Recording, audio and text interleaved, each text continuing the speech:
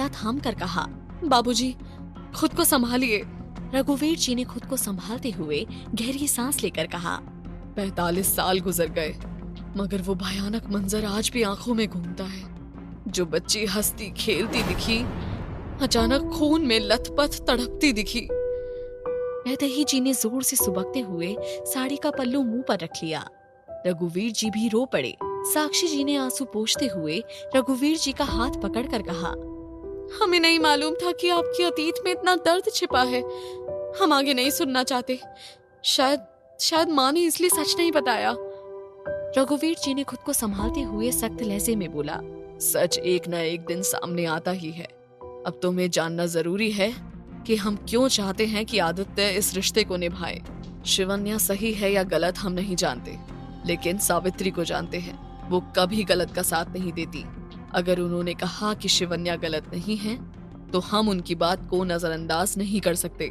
साक्षी जी नहीं चाहती थी कि वो उनके पुराने घावों को फिर से कुरे दे, लेकिन बहुत सी सवाल उनके जहन में चल रहे थे।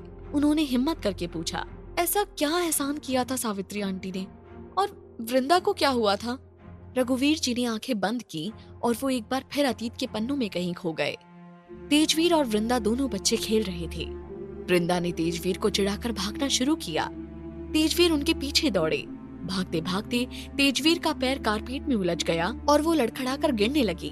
लेकिन गिरते गिरते उनका धक्का वृंदा को लगा और वृंदा सीढ़ियों से लुढ़ककर नीचे गिर गई, जिसे देखकर सबकी चीख निकल पड़ी। सावित्री जी वहीं बैठे बैठे बेहोश हो गई। रघुवीर जी ने वृंदा को उठाने की कोशिश की, तभी प्रताप राय ने उन्हें धक्का देकर वृंदा को गोद में उठाकर हॉस्पिटल की ओर दौड़ लगाई। वैदेही जी ने घबराते हुए रघुवीर जी का कुर्ता पकड़कर कहा, सुनिए, सावित्री की हालत भी ठीक नहीं है, इसे भी हॉस्पिटल ले जाना होगा।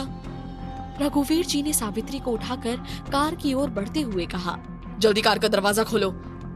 उधर हॉस्पिटल में प्रताप जी ने बदहवास होकर डॉक्टर का कॉलर पकड़ते हुए चीखा, खून बहुत बह गया है हमारी गुड़िया का, हमारा सारा खून दे दीजिए, वेंटिलेटर पर रखकर देखिए। डॉक्टर ने सिर झुकाते हुए धीमे लहजे में कहा, प्रताप जी, उसकी सांसें थम चुकी थीं। प्रताप जी ने गुस्से से वृंदा को हिलाते हुए कहा, गुड़िया एक बार बोलकर डॉक्टर को बताओ, इनका दिमाग खराब हो गया है। रघुवीर जी ने प्रताप जी को गले लगाते हुए कहा, बस प्रताप जी, कोई कितना भी पुकारे, हमारी वृंदा अब नहीं बोलेगी। प्रताप जी ने रघुवीर जी को धक्का मारते हुए चीख कर कहा, हिम्मत कैसे हुई आपकी हमारे सामने आने की? हमारी दुनिया उजाड़ दी है आपने। ये देखने आए हैं कि एक बाप अपनी बेटी की मौत पर कैसे तड़पता है। प्रताप जी के मुंह से ऐसी बात सुनकर रघुवीर जी का कलेजा धक करके रह गया। उनके पास कहने के लिए कुछ नहीं था। उन्होंने कभी सपने में भी नहीं सोचा था कि प्रताप जी उनके ऊपर इतना बड़ा इल्जाम लगाएंगे। वृंदा के अंतिम संस्कार के बाद वैदेही सावित्री के साथ हॉस्पिटल में थी। सावित्री को वृंदा की मौत का सच नहीं पता था, लेकिन ठीक उसी वक्त हवेली के दरवाजे पर पुलिस की गाड़ी आई। प्रताप जी ने गुस्से से तेजवीर की ओर उंगली उठाते हुए कहा, आइए इंस्पेक्टर साहब, वो रहा हमारी बेटी का हत्यारा। रघुवीर जी ने घबराते हुए प्रताप जी की ओर बढ़कर कहा, ये क्या कह रहे हैं प्रताप? आप जानते हैं कि ये सिर्फ एक हादसा था, तेजवीर ने कुछ जानबूझकर नहीं किया था। प्रताप जी ने तल्ख लहजे में मुट्ठी भींचते हुए कहा, वो कोई खेल नहीं था। आप हमारी बेटी की हत्या को हादसे का नाम दे रहे हैं। खेल में जान नहीं जाती। रघुवीर जी ने सिर झुकाते हुए बोला, वृंदा के जाने का दुख हमें भी उतना ही था, लेकिन आपकी तरह। प्रताप जी ने बात काटते हुए गुस्से से चीख कर कहा, बोलिए, पागल कहना चाहते हैं? शौक से बोलिए, हम भी तेज को आपसे दूर करके आपके दुख में शामिल होंगे। इंस्पेक्टर साहब, कातिल सामने खड़ा है, गिरफ्तार कीजिए। रघुवीर जी ने घबराते हुए इंस्पेक्टर की ओर देखकर कहा, रुकिए इंस्पेक्टर साहब, आप ऐसा नहीं कर सकते। प्रताप जी ने सख्त लहजे में हवेली का हुक्म चलता था, गिरफ्तार कीजिए हत्यारे को। तेजवीर ने डरते हुए रघुवीर जी के पीछे छिपकर कहा, बाबूजी, हमने कुछ नहीं किया। काकू, आप वृंदा से पूछ लीजिए, हमने उन्हें धक्का नहीं दिया था। प्रताप जी ने नफरत भरी नजरों से तेजवीर को घूरते हुए कहा, देखा, छोटा बच्चा भी जानता है कि धक्के के बदले धक्का लेकर बात बराबर हो सकती है, कोई माफी नहीं मिलेगी। तभी सावित्री ने तेजवीर को पकड़कर प्रताप जी के सामने खड़े होकर कहा, ये क्या कह रहे हैं प्रताप जी? पागल हो गए हैं क्या? हमने भी अपनी बच्ची खोई है, लेकिन आपकी तरह सही गलत की समझ नहीं खोई। प्रताप जी ने गुस्से से सावित्री की ओर देखकर कहा, समझ तो आपको है ही नहीं। आपने हमेशा रिश्ते से ऊपर दोस्ती को रखा है। अपनी बेटी के हत्यारे को बचा रही हैं, सावित्री जी ने आंसू भरी आंखों से पेट पर हाथ रखते हुए कहा, क्या कहा? हमें अपनी बेटी से लगाव नहीं है? क्या चाहते हैं? हम एक मासूम को सजा दिलवाकर लगाव साबित करें? हम अपने अजन्मे बच्चे की जान खतरे में नहीं डालना चाहती। प्रताप जी ने सावित्री को देखते हुए कहा, आपका मतलब है कि आप? उनकी बात अधूरी रह गई। सावित्री जी ने नम आंखों से सिर हिलाते हुए कहा, हाँ। प्रताप जी ने सावित्री को थाम लिया और पुलिस को जाने का इशारा किया। रघुवीर जी को लगा सावित्री जी की वजह से सब ठीक हो गया है, लेकिन तूफान सिर्फ कुछ पल के लिए ही शांत हुआ था। प्रताप जी ने नफरत को मन में छिपा लिया। प्रताप जी ने जिद छोड़ दी थी, लेकिन सावित्री के सामने शर्त रखी थी कि वो वैदेही से कोई रिश्ता नहीं रखेंगी। सावित्री सहमत नहीं थी, लेकिन रघुवीर जी ने उन्हें समझाया। उन्हें लगा था समय के साथ प्रताप जी का गुस्सा ठंडा हो जाएगा, लेकिन नफरत बढ़ती गई। कुछ महीनों बाद सावित्री ने विश्वजीत को जन्म दिया था। सरोज काकी ने वैदेही जी को खबर दी। वैदेही जी खुद को रोक नहीं पाई थी। रघुवीर जी उस टाइम मीटिंग में थे। 4 दिन बाद सावित्री से वो भी मिलने पहुंचे थे। हवेली में प्रताप जी ने हल्की मुस्कान के साथ शुभकामनाएं स्वीकार करते हुए कहा, आपका स्वागत है। सावित्री जी ने जोर देकर वैदेही जी का हाथ पकड़ते हुए कहा, आप लोग आज रुक जाइए। वैदेही जी ने मुस्कुराते हुए सावित्री के गाल खींचकर कहा, ठीक है सावी, तुम्हारी खातिर रुक जाएंगे। रात को वैदेही जी ने घबराते हुए रघुवीर जी को जगाकर कहा, तेजवीर कमरे में नहीं है।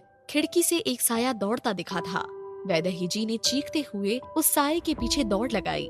हवेली में कोहराम मच गया। प्रताप जी ने तेजवीर को कार में लेटाकर पहाड़ी रास्ते पर गाड़ी दौड़ाई। सावित्री विश्वजीत को गोद में लिए उनके पीछे थी। पहाड़ पर पहुंचकर प्रताप जी ने तेजवीर को हवा में उठाकर खाई की ओर बढ़ाते हुए कहा, ये सजा है तुम्हारी। सावित्री जी ने चीखते हुए विश्वजीत को गोद में उठाकर कहा, प्रताप जी, अगर आपने तेजवीर को नहीं छोड़ा तो हम विश्वजीत के साथ खाई में कूद जाएंगे। प्रताप जी ने घबराते हुए तेजवीर को नीचे उतारते हुए कहा, आप ऐसा नहीं कर सकती सावित्री। सावित्री जी ने सख्त लहजे में खाई की ओर कदम बढ़ाते हुए कहा, आप जानते हैं हम अपनी जुबान की कितनी पक्की है। प्रताप जी ने नम आंखों से सावित्री की ओर देखते हुए कहा, कभी सोचा है हम अपनी वृंदा की नजरों में कितना गिरा हुआ महसूस करते हैं? आपको क्या पता हमारे दिल पर क्या गुजरती है। सावित्री जी ने रोते हुए विश्वजीत को सीने से लगाकर कहा, ऐसा नहीं है प्रताप जी, आप हमें गलत समझ रहे हैं। प्रताप जी ने मायूसी से सिर झुकाकर बोला, कैसे यकीन करे सावित्री, आपकी दुनिया में हमारी कोई जगह नहीं है। ध्यान रखिएगा विश्वा का, शायद इतना ही साथ था हमारा। इतना कहकर वो खाई की ओर बढ़े।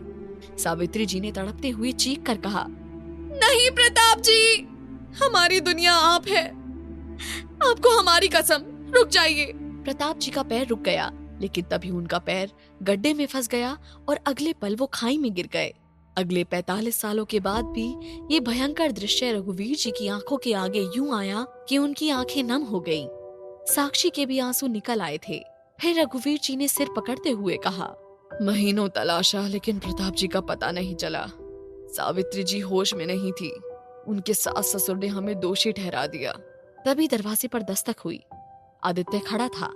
साक्षी जी ने चौंकते हुए दरवाजे की ओर देखकर कहा, अरे आदित्य, आइए ना, अंदर आइए, दरवाजे पर क्यों खड़े हैं? आदित्य ने रघुवीर जी के पास घुटनों पर बैठकर उनका हाथ थामते हुए कहा, हम जानते हैं दादाजी, आप हमारी वजह से बहुत दुखी हैं। गुस्से में हमने वो सब बोल दिया था जो नहीं बोलना चाहिए था, लेकिन हम ये रिश्ता नहीं निभा पाएंगे। आप हमें जो सजा देना चाहे दे दीजिए, लेकिन उस लड़की को हमारी पत्नी ना माने, उसे इस घर में रखिए, हमें ऐतराज नहीं है। हमारे रूम में रखिए, हमें उससे भी ऐतराज नहीं है, लेकिन हम उस रूम में नहीं रहेंगे। रघुवीर जी ने साक्षी जी की ओर देखते हुए आदित्य के सिर पर हाथ रखकर कहा, हमें माफ कर दीजिए आदित्य, हम आप पर बेवजह फैसला थोप रहे थे।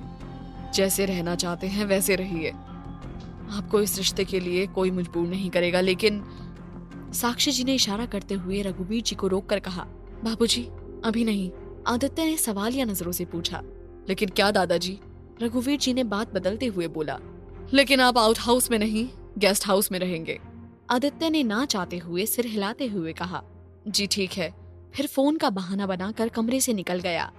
साक्षी जी ने जल्दी से आदित्य के पीछे बढ़ते हुए कहा, बाबूजी। आदित्य ने तेज कदमों से अपने रूम की ओर बढ़ते हुए सोचा, सामान ले ले। साक्षी जी ने पीछे से आवाज देकर कदम रोकते हुए कहा, आदित्य, आदित्य ठहरिए, कहाँ जा रहे हैं? आदित्य ने मुस्कुराते हुए बताया, बुआ जी अपने रूम से सामान लेने जा रहे हैं, आप उस लड़की को रूम में भेज दीजिए। साक्षी जी ने सिर हिलाते हुए आदित्य के कंधे पर हाथ रखकर कहा, गेस्ट रूम में चले जाइए, हम नौकरों से सामान भिजवा देंगे। आदित्य ने हंसते हुए कदम बढ़ाते हुए कहा, कोई बात नहीं बुआ जी, जब तक यहाँ आए हैं तो खुद ले लेंगे। साक्षी जी ने घबराते हुए आदित्य का हाथ पकड़कर कहा, आपके रूम में शिवन्या है। शिवन्या का नाम सुनते ही आदित्य की आंखों में गुस्सा आ गया कि वह बिना उसकी इजाजत के उसके रूम में कैसे गई। अब तक उसने कमरा खाली नहीं किया है, तो क्या वाकई में अब शिवन्या पर आदित्य का गुस्सा कहर बनकर बरसने वाला है या फिर नहीं? जानने के लिए सुनिए अगला एपिसोड, सिर्फ और सिर्फ प्रतिलिपि एफएम पर।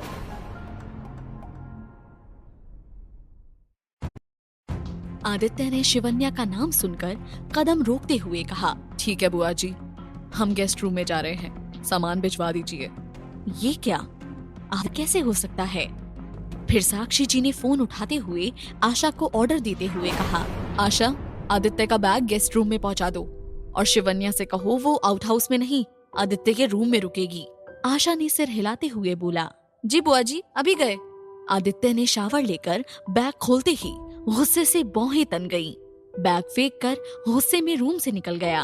आदित्य का गुस्सा 7वें आसमान पर था। उसने गुस्से में अपने बेडरूम की ओर कदम बढ़ाए।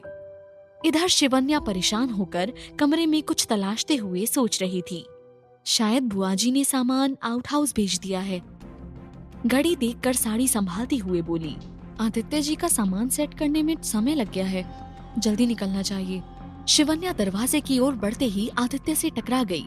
गिरते गिरते उसने स्टूल पकड़ा, लेकिन कांच का वाज गिरकर टूट गया था। आदित्य ने उसका हाथ पकड़कर उसे गिरने से बचाया, लेकिन तुरंत झटकते हुए चीखा, क्या तमाशा लगा रखा है? बेशर्मी का कौन सा स्कूल पढ़ा है? शिवन्या ने डरते हुए पीछे हटते हुए चुप्पी साध ली। आदित्य ने गुस्से से उसकी ओर बढ़ते हुए कहा, हम साफ बोल चुके हैं, हम इस शादी को नहीं मानते। रूम छोड़ा था बड़ों का मान रखने के लिए, लेकिन तुम निहायती गिरी हुई हो। पैसे के लिए बहन का सिंदूर अपनी मांग में सजा लिया है। तुमसे कोई अच्छाई की उम्मीद कैसे कर सकता है? शिवन्या की आंखों में आंसू आ गए। पैर में कांच घुसने से खून रिस रहा था। आदित्य ने गुस्से में उसकी ओर बढ़ते हुए कहा, धोखे से शादी कर ली थी, अब कितने भी हथकंडे आजमाओ, हमें हासिल नहीं कर पाओगी। गेस्ट रूम में कपड़े भेजकर क्या सोचा? शिवन्या ने सिसकते हुए दीवार से टिककर कहा, प्लीज रुक जाइए। आदित्य ने हंसते हुए दीवार पर हाथ रखकर कहा, कहाँ भाग रही हो? ड्रामा करके इनोसेंट बनना चाहती हो? अपने कपड़ों का बैग गेस्ट रूम में भेजकर हमारे साथ रहने की तमन्ना है क्या? तो दिमाग से निकाल दो, वरना हम तुम्हारा ऐसा हश्न करेंगे कि सोच भी नहीं पाओगी। आदित्य ने गुस्से से शिवन्या की बाह पकड़ते हुए कहा, तुम्हारे आंसुओं का जादू घर वालों पर चल गया था। आंसू बहाकर आउट हाउस से हमारे रूम तक पहुंच गई, लेकिन हमारे दायरे के पास भी भटकने की कोशिश न करना, वरना तुम्हें तुम्हारे लेवल पर समझाएंगे। शिवन्या ने दर्द से सिसकते हुए आंसू पोंछकर कहा, प्लीज हमें छोड़ दीजिए, आप जो समझ रहे हैं वैसा नहीं है। आदित्य ने तल्ख लहजे में पकड़ कसते हुए कहा, एक हम ही हैं जो तुम्हें सही समझ रहे हैं, बाकियों को बेचारी बनकर झांसे में ले लिया है। कमाल की बेशर्मी है। शिवन्या का सिर चकराने लगा था, पैर से खून रिस रहा था। उसने कांपते होठों से दीवार का सहारा लेते हुए कहा, माफ कर दीजिए आदित्य जी, हमसे गलती हो गई है, हम वादा करते हैं अपनी हद में रहेंगे। That's better, याद रखिएगा। कहकर आदित्य फिर रूम से निकल गया। आशा ने घबराते हुए शिवन्या के पास दौड़कर कहा, मुझे माफ कर दीजिए भाभी, मेरी गलती है, मैं आपका सूटकेस भैया का समझ कर ले आई, आपके पैर से खून बह रहा है। शिवन्या ने आंसू पोंछते हुए आशा का कंधा थपथपाकर कहा, किसी को कुछ मत बताना, फर्स्ट एड बॉक्स लाओ और आदित्य जी के कपड़े दे आओ। आशा ने फर्स्ट एड बॉक्स लाकर दिया। शिवन्या ने कांच का टुकड़ा निकालकर फिर पट्टी बांधते हुए कहा, मेरा बैग ले आना और किसी को कुछ मत बताना। आशा ने सिर हिलाते हुए बैग उठाकर कहा, लेकिन भाभी आपकी गलती नहीं है।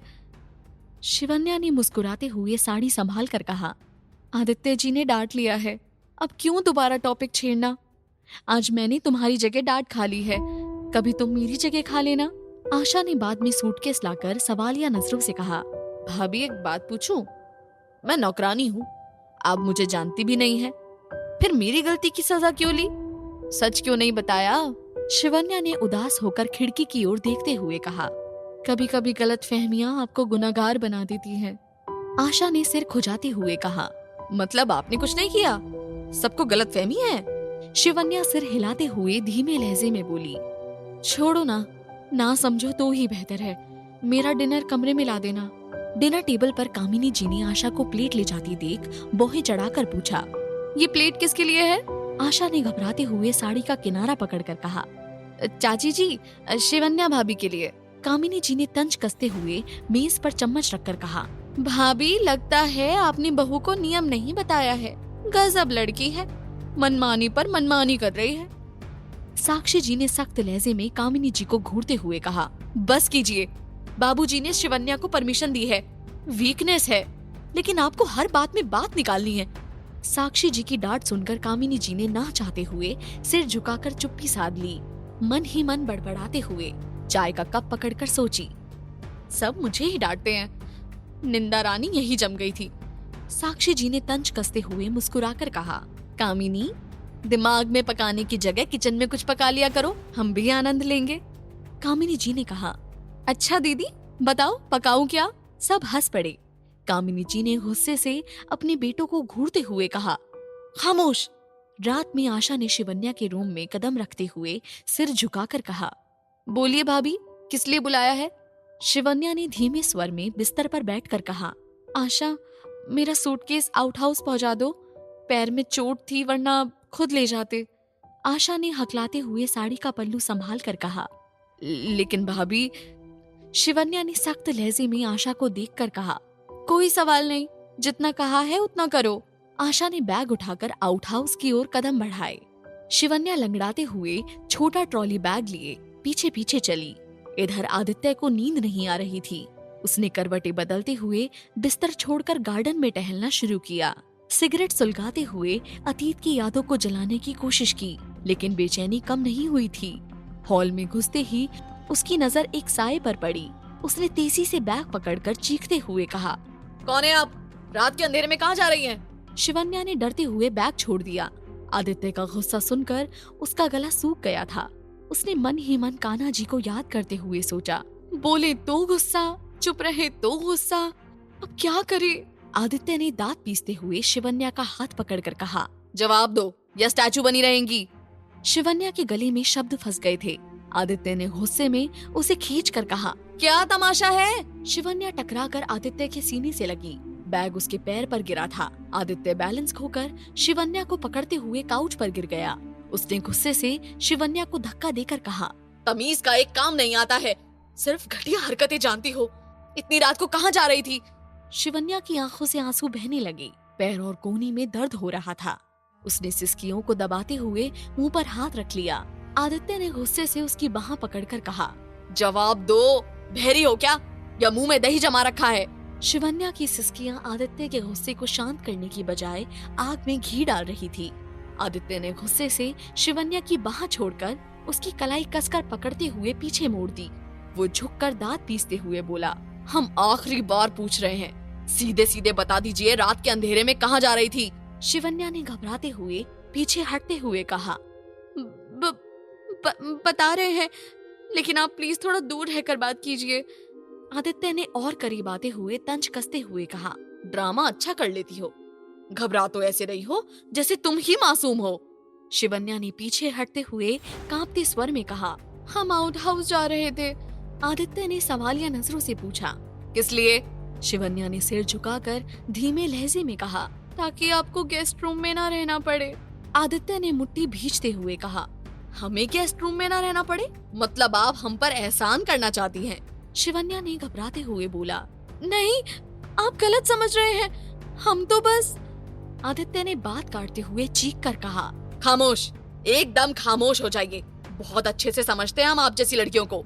अब कौन सा नया ड्रामा चल रहा है आपके शातिर दिमाग में?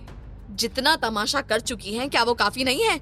शिवन्या ने रोते हुए आंसू पोंछते हुए कहा, ऐसा कुछ नहीं है आदित्य जी, प्लीज हमें गलत समझना बंद कर दीजिए। हम मानते हैं हम आपके गुनहगार हैं, बहुत बड़ा गुनाह किया है, लेकिन हम मजबूर थे, यकीन कीजिए। आदित्य ने नफरत भरी नजरों से उंगली उठाते हुए कहा, अपनों से छल करने वाली, परायों से यकीन की उम्मीद कर रही है? क्यों यकीन करें हम आप पर? यकीन तो आपके परिवार ने भी किया होगा। क्या सिला दिया था आपने उनकी यकीन का? शिवन्या की आंखें डर से फैल गई थी। पीछे हटते हटते वो एंट्रेंस गेट की चौखट से टकरा गई थी।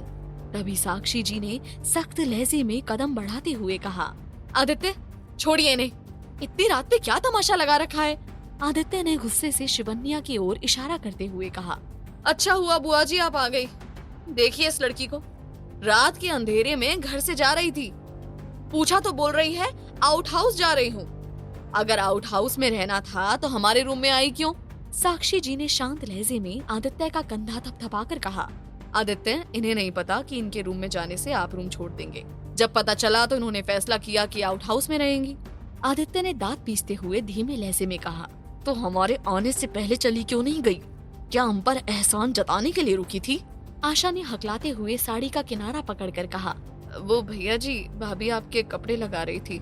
शिवन्या ने घबराते हुए आशा की ओर देखकर कहा, आशा प्लीज चुप रहिए। आशा ने जिद्दी होकर कदम आगे बढ़ाकर कहा, प्लीज भाभी बोलने दीजिए। फिर उसने सूटकेस की गलती से लेकर सारी बात बता दी। साक्षी जी ने सलाह देते हुए आदित्य की ओर देखकर कहा, आदित्य एक गलती से इंसान के पूरे अस्तित्व को गलत ठहराना कहाँ तक सही है? माना शिवन्या से गलती हुई है तो क्या वो अब कुछ सही नहीं कर सकती? तो क्या वाकई में ये सब सुनने के बाद आदित्य के दिल में शिवन्या के लिए जगह बन पाएगी, या फिर आदित्य ऐसी बातों में बिल्कुल भी नहीं आने वाला? जानने के लिए सुनिए अगला एपिसोड।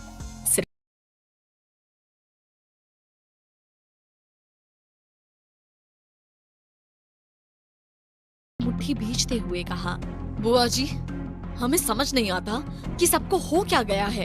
इतने बड़े धोखे को आप लोग कैसे गलती का नाम दे रहे हैं? आप लोगों ने सोच लिया था क्या कि किसी को आदित्य के पल्ले बांधना है तो ये लड़की बन गई? साक्षी जी ने शांत लहजे में आदित्य का हाथ थामते हुए कहा, आदित्य आपको ऐसा क्यों लगता है कि हमें आपकी खुशी का ध्यान नहीं है? ध्यान है, कोई आपको इस रिश्ते के लिए मजबूर नहीं कर रहा। बस हम इतना ही कहेंगे कि एक इंसान समझकर शिवन्या को जानने की कोशिश कीजिए। आदित्य ने सख्त लहजे में सिर हिलाते हुए कहा, जो भी हुआ था वो एक धोखा था। जब हम इसे शादी ही नहीं मानते तो हमराही और हम सफर का सवाल ही नहीं उठता। शिवन्या ने सिर झुकाते हुए धीमे लहजे में बोला, बुआ जी आदित्य जी अपनी जगह सही है, उनकी जगह हम होते तो शायद हम भी यही करते। आदित्य ने चीखते हुए शिवन्या की ओर उंगली उठाकर कहा, जस्ट शट अप। आपको बीच में बोलने के लिए किसने कहा? एक गलत इंसान सही गलत की चर्चा में भाग लेता अच्छा नहीं लगता। अजीब बेशरम लड़की हैं आप। शिवन्या की आंखों में नमी उतर आई थी। फिर आदित्य ने हंसते हुए कहा, सच में आपके चेहरे की मासूमियत से कोई भी धोखा खा जाता है। माय गॉड, कोई भी देखता तो हमें जालिम की उपाधि दे देता। साक्षी जी ने सख्त स्वर में आदित्य का कंधा पकड़ते हुए कहा, आदित्य आप होश में नहीं हैं, गुस्से में कुछ भी बोले जा रहे हैं। आदित्य ने गुस्से से शिवन्या की ओर देखकर कहा, हम कुछ भी नहीं बोल रहे हैं बुआ जी। अगर हम इन्हें रात के अंधेरे में जाते ना देखते तो सुबह हम पर इल्जाम लगता कि हमने इन्हें रूम से निकाला था। शिवन्या ने नजरें झुकाकर कांपते लहजे में कहा, ऐसा करके हमें क्या मिलता? आदित्य ने तंज कसते हुए कदम आगे बढ़ाकर कहा, ये तो आप बेहतर जानती हैं, हमें तो साजिश रचनी आती नहीं। सबसे इम्पोर्टेंट चीज जो आपकी चाहत थी, एक रुतबे वाले अमीर घर की बहू बनना, राइट, वो पूरी हो गई है ना? शिवन्या ने खामोशी से आउट हाउस की ओर कदम बढ़ाए। आदित्य ने चीखते हुए उसकी ओर बढ़कर कहा, रुकिए, अभी हमारी बात खत्म नहीं हुई। शिवन्या के कदम आदित्य की पुकार पर भी नहीं रुके थे। आदित्य ने तेजी से उसके पीछे कदम बढ़ाए। साक्षी जी ने उसे रोकने की कोशिश की, लेकिन रुकते हुए सोची, शायद आदित्य का गुस्सा निकल जाए।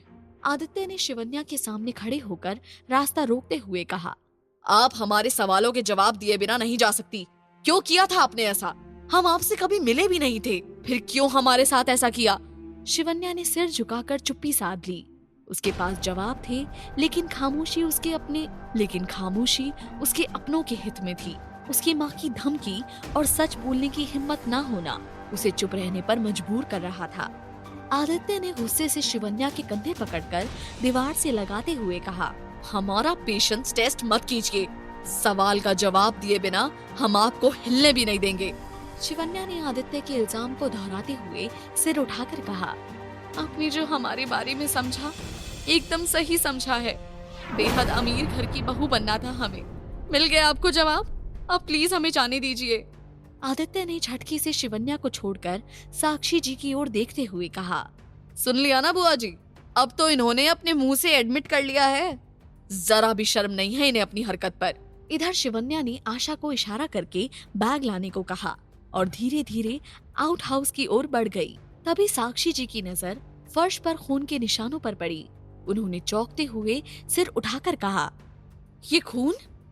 आदित्य ने हैरानी से फर्श की ओर देखते हुए कहा, खून कहाँ है? फिर साक्षी जी की नजरों का पीछा किया। साक्षी जी ने तेजी से कदम बढ़ाए और शिवन्या को पुकारते हुए कहा, शिवन्या, आपके पैर में चोट लगी है, आप लंगड़ा रही है, बताया क्यों नहीं हमें? शिवन्या ने साड़ी का पल्लू संभालते हुए धीमे स्वर में कहा, आप परेशान मत होइए बुआ जी, आदित्य जी के रूम में स्टूल से टकरा गए, कांच का वास गिरकर टूट गया और पैर में लग गया, पर अब ठीक है।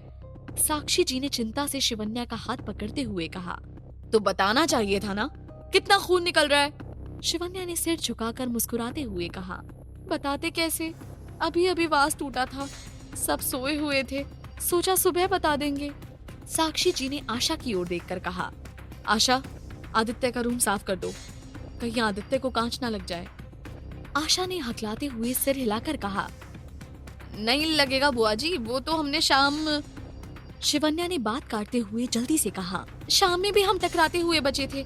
आशा ने कहा था कि वास हटा देती हूँ, लेकिन हमने मना कर दिया था। साक्षी जी ने सिर हिलाते हुए आशा की ओर देखकर कहा, ठीक है आशा, हम शिवन्या के पास रुकते हैं, तुम फर्स्ट एड बॉक्स लाओ। आशा ने फर्स्ट एड बॉक्स लेने के लिए कदम बढ़ाए।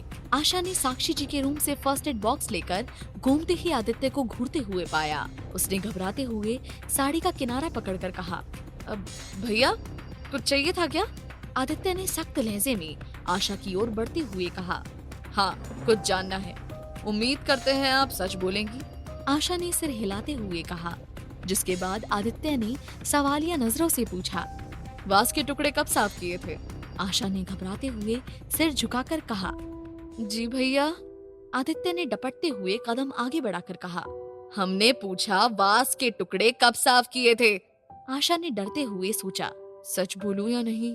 आदित्य की गुस्साई आंखें देखकर उसने थूक निगलते हुए कहा, भाभी ने बताया तो था। आदित्य ने तंज कसते हुए आशा को घूरते हुए कहा, अगर हमें उनकी बात पर भरोसा होता तो आपसे नहीं पूछते, कुछ ही घंटों में झूठ बोलना सिखा दिया है क्या उन्होंने? आशा ने घबराकर एक सांस में कहा, माफ कर दीजिए भैया, भाभी ने बोला किसी को नहीं बताना, वास अभी टूट गया जब आप रूम में आए थे, तभी भाभी को लग गया। उसने सूटकेस की गलती भी बता दी। आदित्य ने सख्त लहजे में आशा की ओर देखकर कहा, और कुछ बोलना है? आशा ने ना में सिर हिलाया। आदित्य ने डपटते हुए कहा, तो फिर खड़ी क्या हो, जाओ यहाँ से। आशा ने फर्स्ट एड बॉक्स टेबल पर छोड़ दिया था। आदित्य ने पुकार कर बॉक्स की ओर इशारा करते हुए कहा, ये कौन ले जाएगा? आशा फटाफट बॉक्स उठाकर कमरे से भाग गई, लेकिन उसने आदित्य के दिमाग में सवालों का तूफान छोड़ दिया था। आदित्य ने बिस्तर पर करवटें बदलते हुए सोचा, शिवन्या ने ये क्यों नहीं बताया? दोनों बार उसकी गलती नहीं थी, फिर भी चुप रही, क्यों?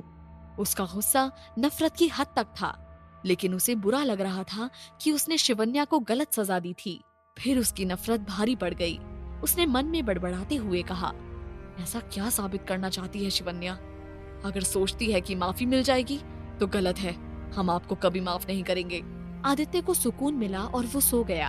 अगली सुबह नाश्ते की टेबल पर संजना जी का फोन बजा। फोन सुनते ही उनके हाथ से फोन छूट गया। उनके चेहरे का रंग उड़ गया। उन्होंने सिर्फ 2 शब्द बोले, कैसे? कब? उनकी आंखों से आंसू बहने लगे। तेजवीर जी ने चिंता से उनके कंधे पर हाथ रखकर कहा, क्या हुआ संजना, कुछ बोलिए। संजना जी खामोश रही। आदित्य ने ग्लास बढ़ाते हुए कहा, मॉम पानी पीजिए। रघुवीर जी ने सख्त लहजे में मेज पर हाथ रखकर पूछा, संजना बहू संभालिए खुद को, रोने से क्या हल निकलेगा, बताइए क्या हुआ है? संजना जी ने हड़बड़ाते हुए आंसू पोंछकर बताया, चाचा जी को हार्ट अटैक आया है। रघुवीर जी ने आदित्य की ओर देखकर बोला, आदित्य संजना और तेजवीर के लिए कनाडा का टिकट कराओ। संजना जी ने चौंकते हुए सिर हिलाकर कहा, नहीं आदित्य, सिर्फ मेरा टिकट कराओ, तेज जी की मीटिंग है। रघुवीर जी ने सख्त लहजे में सिर हिलाकर बोला, बिजनेस चलता रहेगा, तेज आपके साथ जाएंगे। संजना जी ने जिद्दी लहजे में कहा, प्लीज बाबूजी, डॉक्टर है वहाँ, जरूरत हुई तो बुला लेंगे। कामिनी जी ने मन ही मन बड़बड़ाते हुए चाय का कप पकड़कर कहा, उफ मेरे राम, ड्रामा क्वीन को मायके भेजने की जिद है। साक्षी जी ने संजना की ओर देखकर मुस्कुराते हुए कहा, भाभी नाश्ता कर लीजिए, मैं बैग पैक कर देती हूँ। संजना जी ने सिर हिलाकर धीमे लहजे में बोला, रहने दीजिए दी, मैं खुद पैक कर लूंगी। फिर भी साक्षी जी ने बैग पैक कर दिया। तेजवीर जी संजना जी को एयरपोर्ट छोड़ने गए। संजना जी ने मुस्कुराते हुए तेजवीर जी की ओर देखकर कहा, आप जाइए, ऑफिस को लेट हो रहा होगा। तेजवीर जी ने सवालिया नजरों से सिर हिलाकर कहा, are you sure? Sanjana ji ने पलकें झपकाकर कहा, जी। तेजवीर जी के जाते ही संजना जी ने फोन उठाकर किसी को पुकारते हुए कहा, मैं एयरपोर्ट पहुंच गई हूँ, मेरी गोवा की टिकट लेकर फौरन मिलो। कुछ घंटों बाद संजना जी गोवा की एक शानदार कोठी में पहुंची। हॉल में एक बुजुर्ग खड़े थे। उन्हें देखते ही संजना जी ने दौड़कर गले लगाते हुए कहा, पापा, रोहन कहाँ है? कैसा है? ये सब कैसे हुआ? संजना जी के पापा महेंद्र जी ने सिर झुकाकर धीमे लहजे में कहा, बेटा वो साहब जी के रूम में है। संजना जी तेज कदमों से सीढ़ियां चढ़ते हुए कमरे की ओर बढ़ी। महेंद्र जी ने पीछे से पुकारा, लेकिन वो नहीं रुकी थी। कमरे के दरवाजे पर पहुंचते ही संजना जी के कदम रुक गए। एक बुजुर्ग शख्स को देखकर उन्होंने चौंकते हुए कहा, अंकल। वो गले लगने को बढ़ी, लेकिन बुजुर्ग ने खामोश रहने का इशारा करते हुए उनका हाथ पकड़कर एक ओर ले गए। उन्होंने डपटते हुए कहा, ये क्या बचपना है संजना, रोहन सोया हुआ है, मना करने के बावजूद चिल्लाते हुए आई हो। संजना जी ने सिर झुकाकर माफी मांगते हुए कहा, सॉरी अंकल, मुझे नहीं पता था कि रोहन सोया हुआ है। उन अंकल ने बूहे चढ़ाकर महेंद्र जी की ओर देखते हुए कहा, ये हम क्या सुन रहे हैं महेंद्र, आपने संजना को बताया नहीं? महेंद्र जी ने गुस्से से सिर हिलाकर कहा, बताया था साहब जी, लेकिन आपने इसे इतना सिर पर चढ़ाया है कि ये भूल जाती है कि ये एक मामूली से ड्राइवर की बेटी है। संजना जी ने चिंता से कदम आगे बढ़ाकर कहा, एक्सीडेंट कैसे हुआ था? महेंद्र जी ने तल्ख लहजे में उंगली उठाते हुए कहा, नशे में था तो गिर गया। संजना इस बात पर कुछ बोल पाती, इतने में अंकल जी संजना की ओर देखते हुए कहते हैं, आप जानती हैं हम आपसे कितना प्यार करते हैं। माना आप हमारे मकसद के लिए उस घर में गई थी, लेकिन रोहन पर ध्यान देना नहीं भूलना था। संजना जी ने सिर हिलाते हुए दृढ़ स्वर में कहा, आप सही कह रहे हैं अंकल, लेकिन आदित्य अभी पूरी तरह टूटा नहीं है। वो अब भी इतना काबिल है कि रायचंद बिजनेस को संभाल सकता है, और मैं ज्यादा दिन ऐसे होने नहीं दूंगी। आखिर संजना जी अपने ही बेटे और परिवार के खिलाफ क्यों है, और इसका पता किसी को अब तक क्यों नहीं चल पाया, और क्या होगा जब आदित्य को ये सच पता चलेगा? जानने के लिए सुनिए अगला एपिसोड। सिर्फ जी चाहती थी कि वो रोहन को एक डार्क सच्चाई बता दे, लेकिन इतने में अंकल ने बताया, रोहन को सच बताने की जल्दबाजी ना करे, उसकी नाराजगी नफरत में बदल सकती है, पहले उसका विश्वास जीतिए। तो संजना जी ने मुस्कुराते हुए अंकल का हाथ थाम कर कहा, अरे अंकल, आदित्य की दुल्हन की टेंशन मत लीजिए, मकसद जल्द पूरा होगा। अंकल की आंखें नम हो गई। उन्होंने रूंधे गले से सिर झुकाकर कहा, हमारे परिवार को रायचंद ने बर्बाद कर दिया था। इधर अहमदाबाद में रायचंद निवास फूलों से सजा था। कामिनी जी ने सवालिया नजरों से साक्षी जी की ओर देखकर कहा, क्या हुआ दीदी, कोई त्योहार है क्या? साक्षी जी ने टालते हुए फूलों का गुलदस्ता संभालते हुए कहा, हमें नहीं मालूम, बाबूजी ने ऐसा करने को कहा है। कामिनी जी ने बड़बड़ाते हुए चाय का कप पकड़कर कहा, एक बार पूछ लेते। साक्षी जी ने तंज कसते हुए मुस्कुराकर कहा, आपके पास फोन है, आप पूछ लीजिए, वैसे भी आपकी जबान रुकती तो है नहीं। कामिनी जी ने खिसियाई हंसी हंसते हुए सिर हिलाकर कहा, चलो जी, नहीं पूछूंगी। साक्षी जी ने मन ही मन छत की ओर देखते हुए कहा, द्वारकाधीश, कामिनी जैसी को देखकर आपको भी समझ नहीं आता होगा ना। तभी साक्षी जी का फोन बजा। उन्होंने खुशी से आशा को पुकार कर कहा, आशा, आरती का थाल ले आओ। साक्षी जी ने फोन पर बात करते हुए खुशी से भरे मन से आशा को दोबारा आवाज लगाई, आशा, जल्दी से आरती का थाल ले आ। आशा आरती का थाल लेकर सामने से आ ही रही थी, तभी एक के बाद एक 4 गाड़ियां बाहर आकर रुक गई। साक्षी जी ने बेचैनी से आशा को देरी के लिए डांटा, आशा, कितना टाइम लगता है तुझे, वो लोग आ भी गए और तुमसे अब तक एक छोटा सा काम नहीं हुआ। आशा ने तेज कदमों से साक्षी जी की ओर बढ़ते हुए जल्दबाजी में जवाब दिया, बस बुआ जी, हो गया। साक्षी जी ने आरती के थाल को देखते हुए कुछ कमी देखी और सवाल किया, अरे, हमने तुमसे एक कटोरी में तेल लाने के लिए भी कहा था ना, आशा ने अपनी भूल स्वीकारी और तेल लाने के लिए मुड़ गई। मैं अभी लाती हूँ बुआ जी, जल्दी मैं भूल गई। साक्षी जी ने उसे रोकते हुए थाल मांगा। अरे ये थाल तो हमें देते जाइए। आशा ने तुरंत पलटकर थाल साक्षी जी को सौंपा और किचन की ओर दौड़ पड़ी। साक्षी जी ने आरती का थाल लेकर हॉल के गेट पर पहुंचकर रघुवीर जी को देखा। फिर उनकी नजरें उनके पीछे चली गई। उन्होंने तेजवीर जी और बलवीर जी को पीछे खड़े देखा और उनके ठीक पीछे कामिनी जी के बेटे रमन और राजीव दिखाई दिए। साक्षी जी की बेचैन निगाहें जो पीछे तक भटक रही थी, वापस रघुवीर जी पर ठहर गईं। रघुवीर जी ने उनकी सवालिया नजरों को पढ़ा और मुस्कुराते हुए बोले, जिनका आपको इतनी बेसब्री से इंतजार है और नजरें जिन्हें देखने के लिए इतनी आतुर हो रही है, वो बस 2 मिनट में आ रही है। रघुवीर जी ने किनारे हटते ही एक और गाड़ी रुकने की आवाज सुनी। रघुवीर जी ने मुस्कुराते हुए बताया, लीजिए आ गई हमारी नन्ही शैतान। तेजवीर जी ने हैरानी से रघुवीर जी की ओर देखा और सवाल किया, आप किसकी बात कर रहे हैं बाबूजी?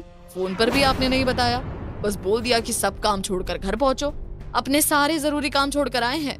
मिस्टर शर्मा के साथ शाम में मीटिंग थी, वो भी छोड़ आए हैं। तेजवीर जी ने सजे हुए घर को देखा और फिर पूछा, ये घर क्यों सजाया हुआ है? बोलिए ना बाबूजी, इतनी सारी तैयारी किनके लिए?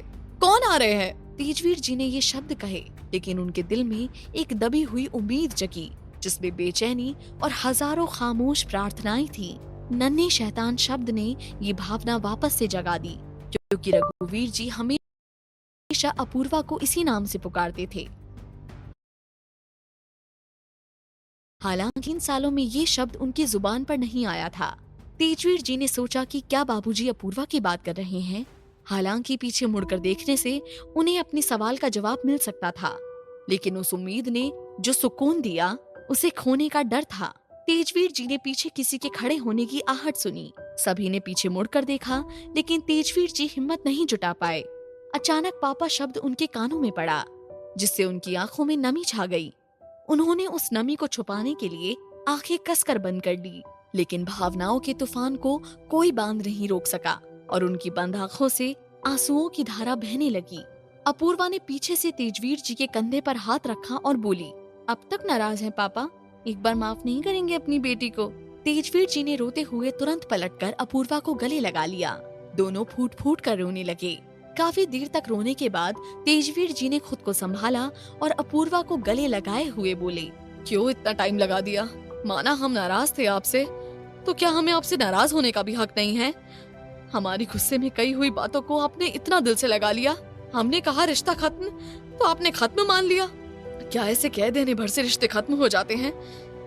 उस दिन से पहले एक बार भी हमने आपको डांटा था? अपूर्वा ने रोते हुए ना में गर्दन हिलाई। तेजवीर जी ने आगे कहा, फिर क्यों नहीं आई आप? क्यों? हमारा एक बार नाराज होना आपको इतना नागवार गुजरा कि हमारा सारा प्यार आप भूल बैठी? अपूर्वा ने जवाब दिया, नहीं पापा, कुछ नहीं भूले हम। एक रात भी सुकून से नहीं सोए हैं। एक दिन भी ऐसा नहीं गुजरा जब हमने अपने परिवार को याद ना किया हो, आपको याद ना किया हो। दादू को, दादी को, आदि को, बुआ जी, चाचा जी, रोहन, रमन, राजीव, सजल, प्रांजल, सभी को बहुत मिस किया हमने। आपको मालूम है पापा, रोज अलग अलग नंबर से आपको दिन में एक बार ब्लैंक कॉल जरूर आती थी। तेजवीर जी ने ये सुनकर अपूर्वा को खुद से दूर किया, उसकी आंखों में देखा और उसके दोनों गालों को छूते हुए बोले, मतलब आप? अपूर्वा ने हाँ में गर्दन हिलाई। तेजवीर जी ने कहा, लगा ही था, बल्कि हर बार हमें लगता था कि शायद आप ही हैं, लेकिन हमारा गुस्सा बार बार बस आपके कदम बढ़ाने का इंतजार था। आपने जो किया उसकी नाराजगी इतनी नहीं थी जितनी इस बात की थी कि क्या कमी थी हमारे प्यार में, जो आप एक झटके में सब कुछ छोड़कर चली गई, एक बार पलटकर देखा भी नहीं। अपूर्वा ने रोते हुए अपने कान पकड़े और बोली, हमें माफ कर दीजिए पापा, आई एम सॉरी। हम जानते थे आप हमसे ज्यादा देर नाराज नहीं रह पाएंगे। पहले आ जाना चाहते थे, लेकिन जो हमने किया उसके बाद हमारी हिम्मत ही नहीं थी किसी से नजरें मिलाने की। आपकी नाराजगी से नाराज नहीं है, कैसे हो सकते हैं, जबकि गलत हम थे। हमारा अपना गिल्ट यहाँ हमें आने से रोक रहा था। आप सबने हमें इतना प्यार दिया और हमने। तेजवीर जी ने उसकी बात काटी, नहीं माफ करेंगे हम आपको, ना हमें पहले आपकी माफी चाहिए थी और ना ही अब। अपूर्वा की रुलाई तेज हो गई और उसने धीरे से कहा, प्लीज पापा। तेजवीर जी ने मुस्कुराते हुए कहा, एक बार आके गले लग जाती, हमारी सारी नाराजगी तो उसी पल दूर हो जाती। अपूर्वा ने उनकी बात सुनकर रोते रोते मुस्कुरा दिया। तेजवीर जी ने उनके आंसू पोंछते हुए कहा, दिल दुखता है तो गुस्से में माता पिता कुछ भी बोल देते हैं, लेकिन उनका वो मतलब कतई नहीं होता। अपूर्वा ने उनके आंसू पोंछते हुए कहा, बस कीजिए पापा, आपको पता है ना हम आपको रोते हुए नहीं देख सकते, क्योंकि आप रोते हुए बहुत बुरे लगते हैं। तेजवीर जी ने अपूर्वा के आंसू पोंछते, रोते हुए आप भी कोई खास अच्छी नहीं लगती।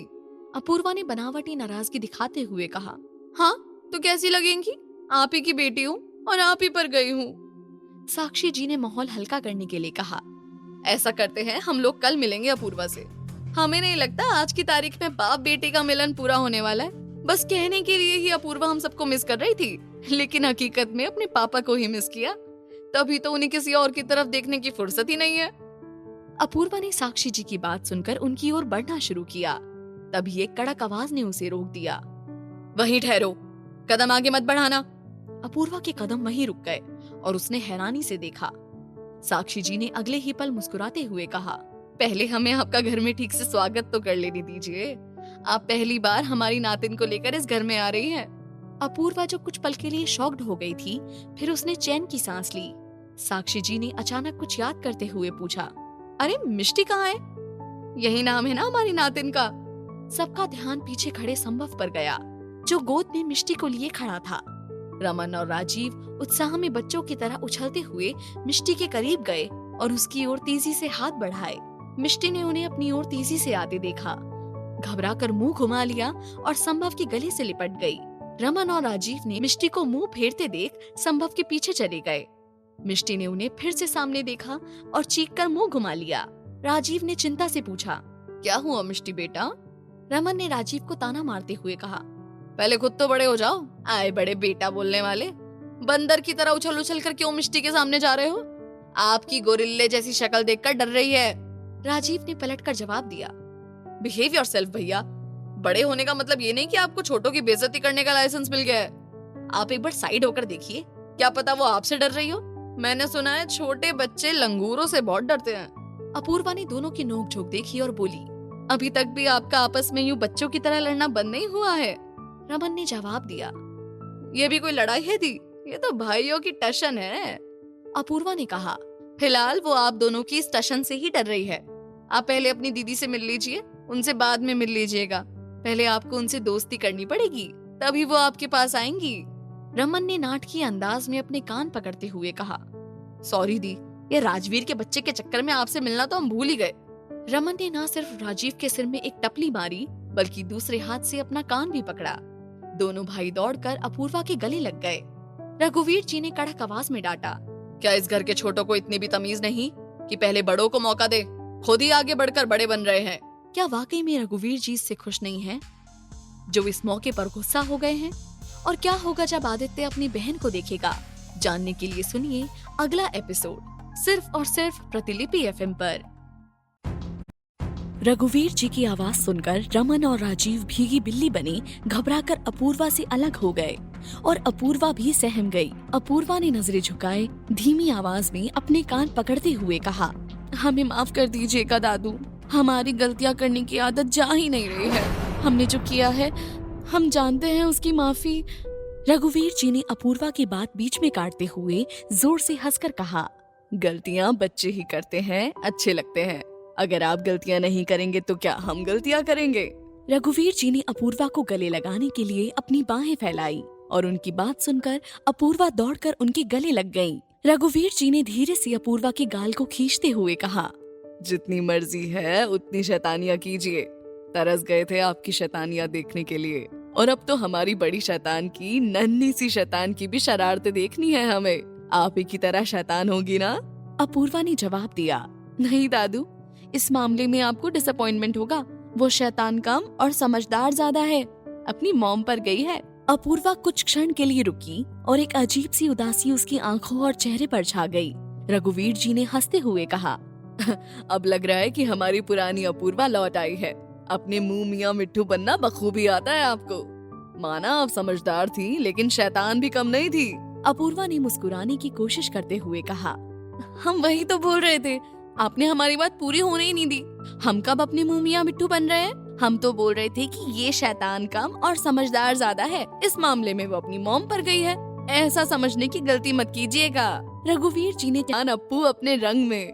आपको इतना सीरियस होकर सोचने की जरूरत नहीं है, क्योंकि अगर बच्चे इतने समझदार हो जाएंगे तो फिर तो हमें लगने लगेगा कि हमारा इस दुनिया से रिटायरमेंट लेने का टाइम आ गया। अपूर्वा ने रघुवीर जी के मुंह पर हाथ रखते हुए नम आंखों के साथ कहा, प्लीज दादू ऐसे मत बोलिए, वरना हम आपसे नाराज हो जाएंगे। हमने आपको नाराज किया, उसका बदला ले रहे हैं आप ये सब बोलकर। साक्षी जी ने माहौल हल्का करने के लिए कहा, आप लोगों का अगर घर के दरवाजे पर ही मिलने मिलाने का प्रोग्राम चलता रहेगा तो हमें बता दीजिए, हम एक नींद लेकर आ जाते हैं। आरती का थाल पकड़े पकड़े हाथ दुखने लगे हैं हमारे। सभी लोग साक्षी जी की बात सुनकर उनकी ओर देखकर हंस पड़े। बलवीर जी ने कहा, अरे दीदी अंदर तो आ ही जाएंगे, लेकिन अंदर आने से पहले हमारे कलेजे को भी तो ठंडक पड़ जाए अपनी भतीजी को गले लगाकर। साक्षी जी ने तपाक से जवाब दिया, अच्छा आप लोगों को तो अभी अभी पता चला है, हम जो इतने घंटों से तैयारी कर रहे हैं और उतावले हो रहे हैं अपनी भतीजी को अपने सीने से लगाने के लिए, उसका कुछ नहीं। बलवीर जी ने बोला, अरे दीदी आप बड़ी हैं, थोड़ा तो बड़प्पन दिखाइए। रमन ने चुटकी लेते हुए बोला, अप्पू दी आप हमारे बच्चों की तरह लड़ने पर बात कर रही थी ना, बुआ जी और डैड के बारे में क्या ख्याल है अब? बलवीर जी ने कहा है, आपने सबको अप्पू से मिलने दिया, हमारा नंबर आते ही बोल पड़े तो इन लोगों को कैसे मौका मिल गया? साक्षी जी ने हंसते हुए रमन का दूसरा कान खींचते हुए कहा, सही कह रहे हैं आप बलवीर, इन लोगों को संस्कार देने में शायद हम लोग चूक गए हैं, तभी तो बड़ों पर उंगली उठाने की हिम्मत कर रहे हैं। रमन ने अपने दोनों कानों के पास हाथ ले जाकर झूठ मूठ दर्द से चिल्लाने का ड्रामा करते हुए कहा, अप्पू दी बचाओ ना। अपूर्वा ने बुआ जी और चाचा जी की ओर रिक्वेस्ट करने वाले अंदाज में मुंह बनाकर देखा। साक्षी जी और बलवीर जी ने रमन के कान छोड़ते हुए उसके गाल पर प्यार से एक थप्पड़ रसीद दिया। रमन अपने दोनों गालों पर हाथ रखकर मुंह बनाकर खड़ा हो गया। अपूर्वा ने हंसते हुए कहा, कमान रमन, अब ऐसा भी कुछ नहीं हुआ है कि आप मुंह बनाकर खड़े हो जाओ, हद होती है ओवर एक्टिंग की, प्यार से मारा है उन्होंने। रमन ने धीरे से अपूर्वा के कान में कहा, अप्पू दी सोनाक्षी सिन्हा की तरह हमें भी प्यार से ही डर लगता है। अपूर्वा ने रमन की खिंचाई करने के इरादे से जोर से कहा, उतरा नहीं आपके सिर से सोनाक्षी का भूत? रघुवीर जी ने हैरानी से पूछा, ये कौन है? अंदर से आती हुई कामिनी जी ने ये बात सुनी और हकलाते हुए घबराहट में धीरे से कहा, भूत? कहाँ है भूत? अपूर्वा ने मजाक में कहा, दादू आपकी होने वाली बहू है, रमन की गर्लफ्रेंड। कामिनी जी ने चीखते हुए कहा, नहीं मैं किसी भूतनी को अपनी बहू नहीं बनाऊंगी। रमन बेटा तू ऐसा नहीं कर सकता, तू कहे तो चुड़ैल जैसी बहू ले आऊंगी, लेकिन भूतनी नहीं, सचमुच वाली भूतनी नहीं। उसे तो मैं सास बन के आंखें भी नहीं दिखा पाऊंगी, क्या पता मेरी आंख ही नोच ले। देख बेटा चुड़ैल चलेगी, है ना? चुड़ैल काली नीली पीली जैसी भी तू कहे, मिसेस अरोड़ा की बेटी शक्ल और मिजाज दोनों से चुड़ैल है, उससे भी मैं काम चला लूंगी, लेकिन भूतनी नहीं, सचमुच की भूतनी बिल्कुल भी नहीं। रघुवीर जी ने थोड़े गुस्से के साथ बुलंद आवाज में कहा, क्या तमाशा लगा रखा है कामिनी बहू? बलवीर जी ने धीरे से बुदबुदाते हुए कहा, एनाकोंडा अपनी केचुली से बाहर आ रही है, मेरे सामने तो हर समय ही रहती है। आप लोगों को ये दुर्लभ दर्शन कभी कभी होते हैं, एंजॉय कीजिए। अपूर्वा जो रमन और बलवीर जी के बीच में खड़ी थी, मुंह दबाकर धीरे धीरे हंसी। रघुवीर जी की नाराजगी भरी आवाज सुनकर कामिनी जी शांत हो गई, लेकिन फिर भी रमन को शक भरी नजरों से घूर रही थी। कामिनी जी को ऐसे शंका भरी नजरों से खुद को घूरते देख रमन ने कहा, अरे माँ ये क्या बोल रही हो आप? अप्पू दी बस ऐसे ही मजाक कर रही थी, चुड़ैल और भूतनी छोड़िए, माँ हमें किसी से भी शादी नहीं करनी है। रमन ने धीरे से मन में बुदबुदाया, आपको और पापा को देखकर तो हमारा शादी से वैसे ही भरोसा उठ चुका है। कामिनी जी की नजर अपूर्वा पर चली गई और उन्होंने हैरान होते हुए कहा, अपूर्वा आप यहाँ कैसे? रघुवीर जी ने कहा, सारी बातें दरवाजे पर ही करेंगे क्या? साक्षी आप अपूर्वा और हमारी नातिन का आरती उतार कर गृह प्रवेश कराएं। रघुवीर जी की बात सुनकर कामिनी जी को समझते देर न लगी कि ये सारी सजावट और तैयारी अपूर्वा के लिए की गई थी। कामिनी जी अपूर्वा को देखते ही बेहद खुश हो गई और तुरंत आगे बढ़कर अपूर्वा को गले लगा लिया। उन्होंने गले लगाकर रोना शुरू कर दिया और रोते हुए कहा, कहाँ चली गई थी बेटा? अपनी चाची की जरा भी याद नहीं आई? तुम्हारे जाने के बाद कई दिन तक मैंने खाना नहीं खाया। बलवीर जी ने हैरानी से कहा, क्या बात कर रही हो? कामिनी जी ने बलवीर जी को धीरे से आंख दिखाते हुए कहा, ऐसे हैरान क्यों हो रहे हैं? आपको क्या लगता है मैं कुछ भी बोल जाती हूँ तो मेरे दिल में प्यार नहीं है बच्चों के लिए? अरे बड़ों को तो थोड़ा सख्त रहना पड़ता है ताकि बच्चे सही रास्ते पर रहे। अब आप बाबूजी को ही देख लीजिए, उनके सख्त लहजे को देखकर क्या आप ये मान लेंगे कि उन्हें अपने परिवार से प्यार नहीं है? इसलिए जो दिखता है वो वैसा ही हो ऐसा जरूरी नहीं है। मैं बाबूजी को फॉलो करती हूँ, क्योंकि बड़ों के दिखाए रास्ते पर ही छोटों को चलना चाहिए ना। कामिनी जी ने आगे कहा, देखो तो कितनी दुबली हो गई है मेरी अप्पू। अब ना मैं तुम्हारी एक नहीं सुनूंगी और अपने हाथ से खिलाऊंगी तुम्हें घी डाल डाल के। रघुवीर जी ने टोका, पहले उन्हें अंदर तो आने दीजिए कामिनी बहू, या दरवाजे पर ही बातों से पेट भर देंगी। कामिनी जी ने अपूर्वा के माथे को चूमते हुए कहा, अरे हाँ तुम अंदर चलो। साक्षी जी ने अपूर्वा और बिष्टी की आरती उतारी और सभी घरवाले हॉल में आकर बैठ गए। अपूर्वा ने बेचैनी से इधर उधर देखा। साक्षी जी ने पूछा, क्या देख रही हो बेटा? अपूर्वा ने जवाब दिया, दादी माँ और आदि। साक्षी जी ने समझाया, आदि को अभी किसी ने कुछ नहीं बताया है। दरअसल एक जरूरी मीटिंग थी और आदि उसी सिलसिले में बाहर गए हुए हैं। जिस समय आपके आने की खबर आई उस समय आदि मीटिंग में थे, तो सोचा वो मीटिंग अटेंड करके घर लौट आए तब बता देंगे। और माँ अंदर अपने रूम में है। अपूर्वा ने मायूस होकर कहा, दादी माँ हमसे मिलने नहीं आई। हमने सभी का बहुत दिल दुखाया है और सबसे ज्यादा उनका। हमने उनसे वादा किया था कि हम उनके पसंद के लड़के से शादी करेंगे और उन्होंने हम पर आंख बंद करके भरोसा कर लिया था। उन्हें दिए वचन का मान नहीं रख पाए हम, उनके भरोसे का खून किया। साक्षी जी ने कहा, आप गलत समझ रही हैं अप्पू, माँ इसलिए नहीं आई क्योंकि उनकी तबीयत ठीक नहीं है। अपूर्वा ने बेचैन होते हुए पूछा, तबीयत ठीक नहीं है? क्या हुआ दादी माँ को? अपूर्वा ने बिना किसी का जवाब सुने वैदेही जी के रूम की ओर दौड़ लगाई। वैदेही जी अपने रूम में उनिंदी सी लेटी हुई थी। अपूर्वा ने रूम के दरवाजे पर पहुंचकर आगे बढ़ते हुए कहा, दादी माँ। अपूर्वा की आवाज सुनकर वैदेही जी ने अपनी आंखें खोली और धीरे से टूटे फूटे शब्दों में कहा, अप्पू। अपूर्वा वैदेही जी के नजदीक पहुंच गई और बेड पर उनके नजदीक बैठी और झुककर उन्हें गले लगा लिया। साक्षी जी ने वैदेही जी के रूम की ओर बढ़ते हुए कहा, अपूर्वा को कोई नहीं बताएगा कि माँ को उनके जाने के बाद गहरा धक्का लगा और पहले हृदयघात और फिर 6 महीने पहले पैरालिटिक अटैक पड़ा। वो इन बातों को सुनकर सबके लिए खुद को जिम्मेदार मानेगी और परेशान होगी। जो होना था हो चुका, अब बीती बातें भूलकर आगे बढ़ने में ही समझदारी है। इधर वैदेही जी और अपूर्वा बेतहाशा रोए जा रहे थे। साक्षी जी ने अपूर्वा के सिर पर हाथ रखते हुए कहा, शांत हो जाइए अप्पू। अपूर्वा ने पूछा, ये सब कब, कैसे? अपूर्वा को अपने घर में वापस देखकर सब लोग खुश थे, लेकिन असल में अभी भी आदित्य का रिएक्शन बाकी है। तो क्या होगा जानने के लिए सुनिए अगला एपिसोड सिर्फ और सिर्फ प्रतिलिपि FM पर।